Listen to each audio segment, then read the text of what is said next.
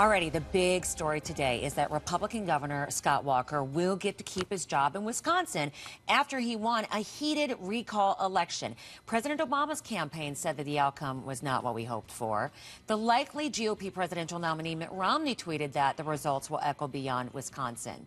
Funny, you notice though that they kind of tiptoed around when the election hadn't happened just yet. But Dr. Jason Johnson, who is the chief political correspondent for Politic 365, is joining us now with a view from all sides. Yes. Okay, so was it the money that came down to helping Walker keep his seat, or was it just the Democrats did not get their support out of the House?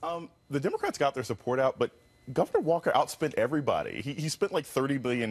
He got a lot of money from outside of the state. So when you can just bombard the airwaves with money, you're probably going to end up winning the election. But I don't necessarily think this speaks for anything other than what's happening in Wisconsin. Really? Because that was the way that this was sold, this election was sold as a possible preview of what could happen in November in terms of not only Wisconsin, would they be able to go Republican, which they haven't done since 1984, or would it also be something that would preview other battleground states? Why do you think that this is not? It's completely different. Look at it. Just a couple months ago, we had Ohio Senate Bill 5. It was essentially the same issue, and it lost by a huge margin. When you ask people specifically about collective bargaining, most people say they want unions to have it. But this was about Scott Walker. And the catch here is that the Democrats made the same argument in Wisconsin that Romney is making nationally, and that argument never wins. Okay, now the Democrats kind of derided him as rock star of the right.